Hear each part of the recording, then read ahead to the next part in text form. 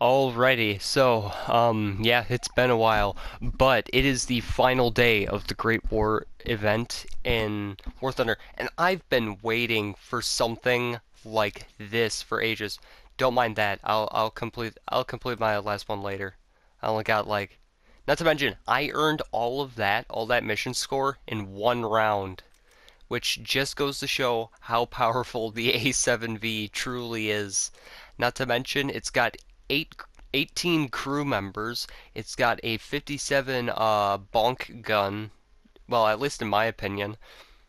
Out of the Great War event stuff, the Saint-Chamond has this thing actually has a better gun than the 2C. So use that information as you will. Not only that, it's got 45 degrees of horizontal traverse, which I don't know about you, that's pretty good to me. Oh, there's structural steel there. Didn't notice that.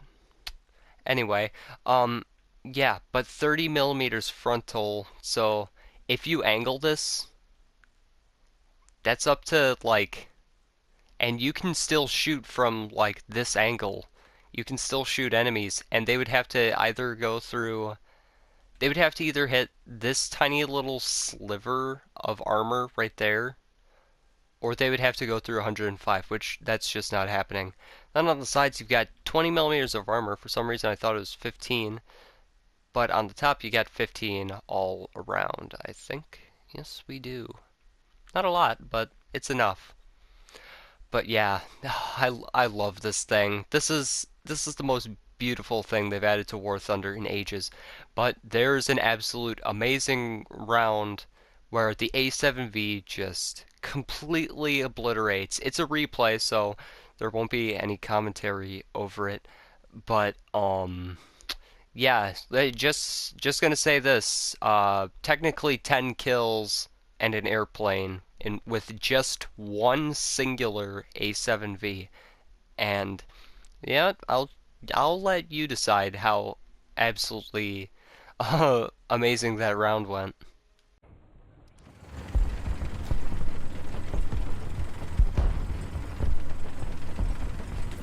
Wir wurden getroffen.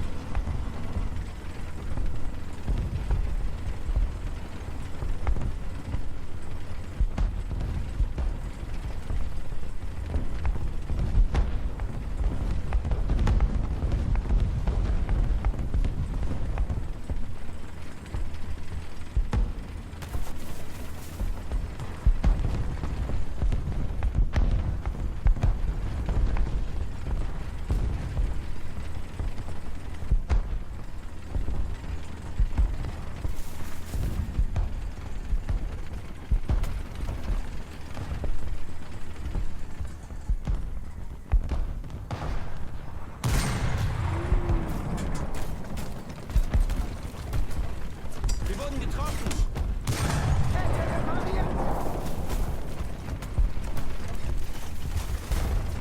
Kette getauscht. Wir wurden getroffen. Kette repariert.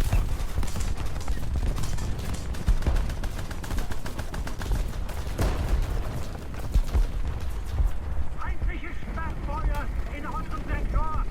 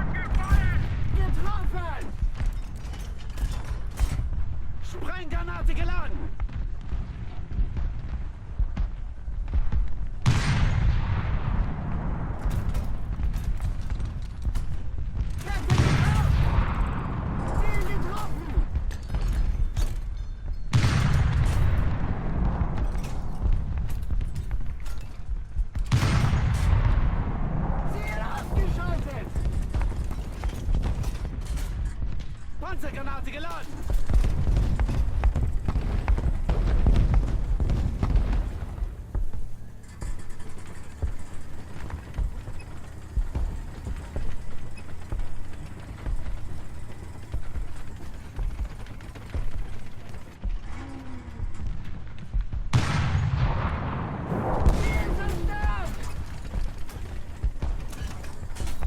Panzergranate geladen!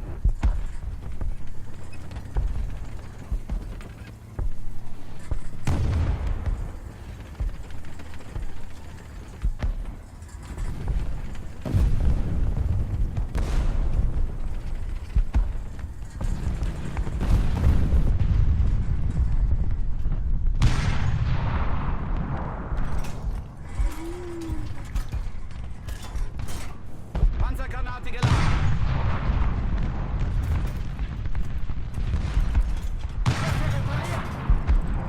Getroffen! Ziel getroffen!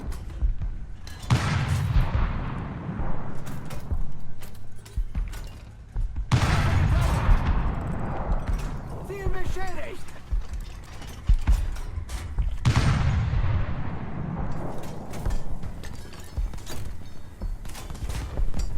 Panzergranate geladen!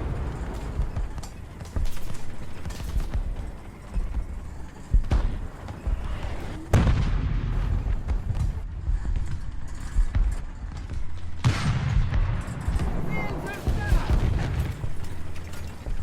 Kette repariert!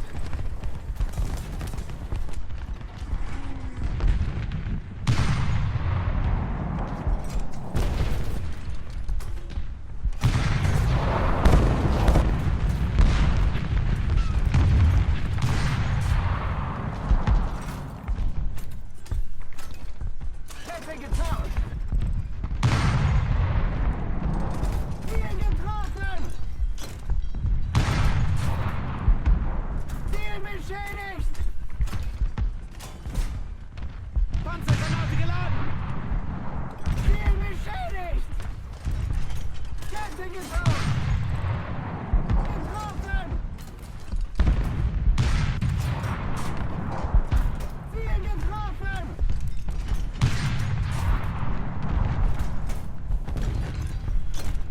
Kette repariert!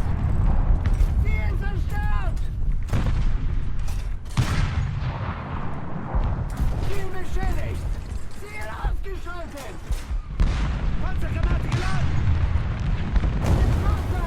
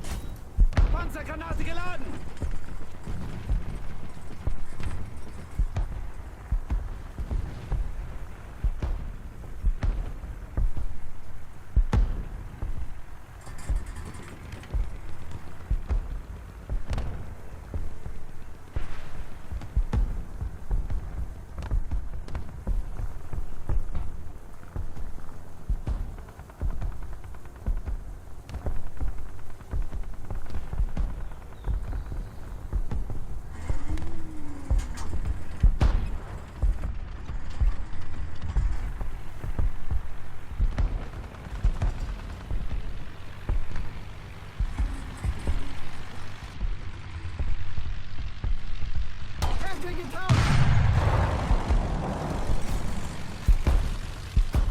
Kämpfe geht raus!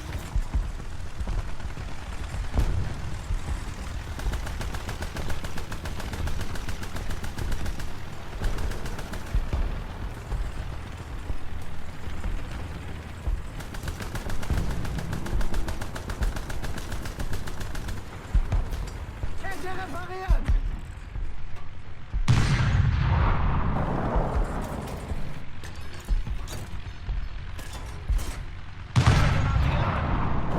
Ziel beschädigt! Ziel ausgeschaltet! Fliegeralarm!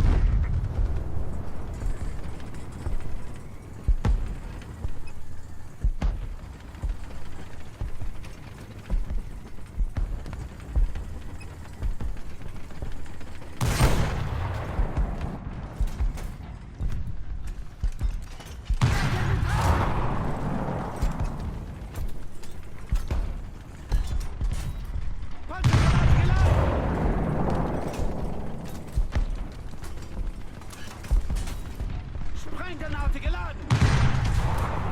Getroffen!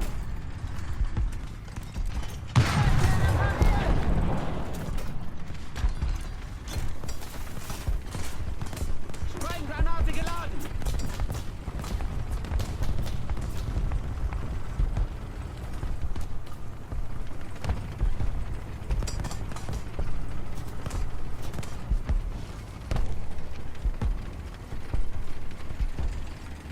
Wir wurden getroffen!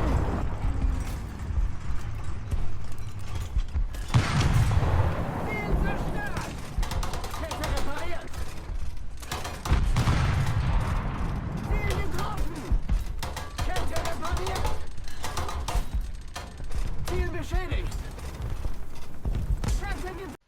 As you saw from that last round, there were I honestly, there were like multiple occasions where I thought I was going to get absolutely destroyed by a Garford or a Saint-Chamond, which I feel like the first Saint-Chamond at the beginning very well could have taken me out of the fight very quickly if they just didn't miss. Or or later on, if the Garford Boita that flanked around to the right side of the map just didn't whiff so badly on like two of their shots. Which, to be fair, I'm not a fan of using the Garford, so I mean, like, doesn't really matter, does it? Does it?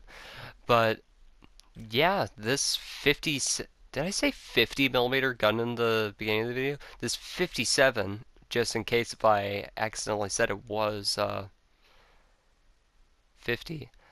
But yeah, not only that, when you're using this tank, you can use up to like 50, I'd say 50 rounds is the absolute max you should bring to a fight. Otherwise, they will pool up in these little things to the sides because they go right there. This is where they sit. This is where the main batch of rounds sits when you're getting low on them. So I'd say like 45 or less you should bring to a battle. Not to mention, utilize this thing's horizontal because of the armor.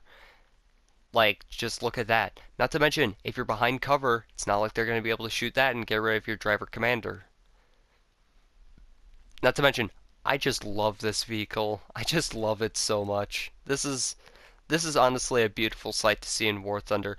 Though I will say, it kind of sucks to use in uh, ground RB in the basic battles because of the fact that it loses most its speed. I think it goes like 18 in the Great War event, but it only goes 12 kilometers per hour in realistic battles, which not that great, not that great.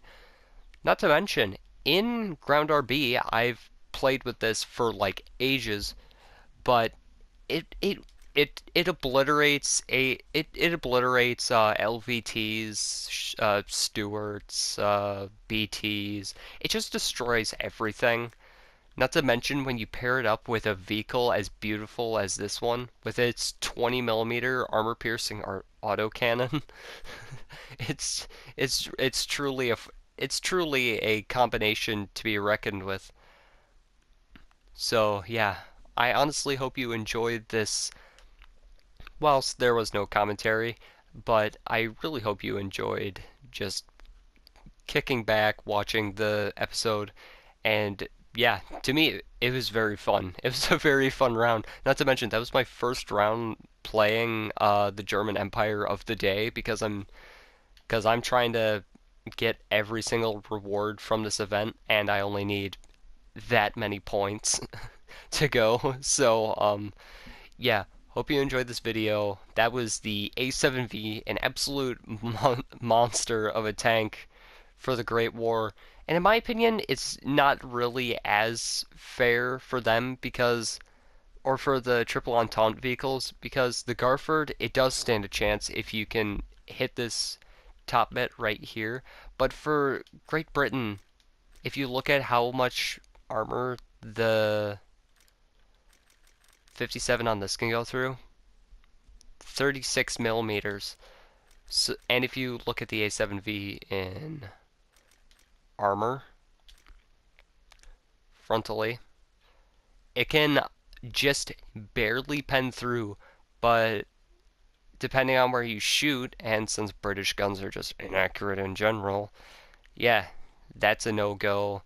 If it's even slightly angled, like slightly angled to either side, you might as well just J out. Just give up. Just give up. You're not gonna win. Or if you're at this sort of angle. Yeah, if you're yeah, that's actually yeah, it's just not a fun time for the Mark V. Though the Saint-Chamond does actually go well up against it because this thing has 75 millimeters of effective penetration. Anyway, I think I've been rambling on long enough. Yeah, let's just how much armor does this thing have? No wonder why it sucks so bad. If you don't know, I absolutely hate these vehicles. Though in my opinion, they probably could have probably put this one in, even though it wasn't developed until 1921. But still, because look at this. Okay, I know. Okay, now I'm just going into something else. But look at that, 45. The A7V can't pen that. The A7V can actually pen that. It can pen the turret cheeks because it's not that great. It can actually knock out this full turret crew and everything on this side of the tank.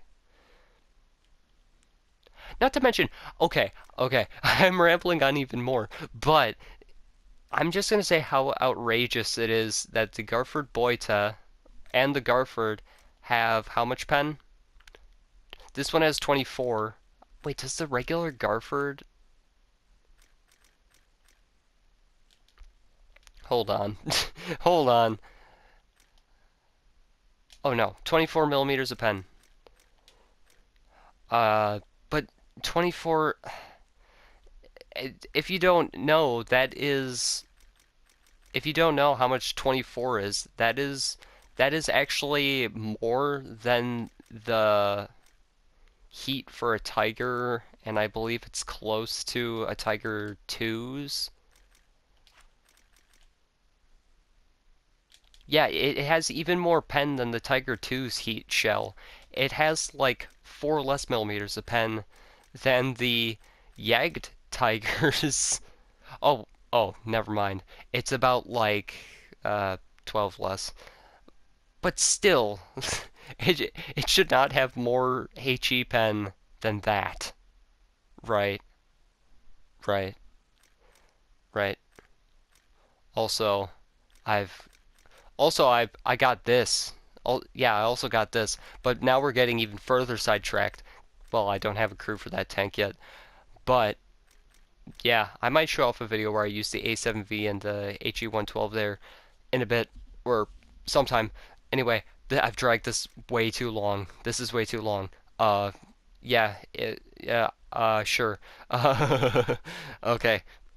Anyway, it was an absolutely fun video. Like, comment, and subscribe if you liked what you saw this video and want to see more of it.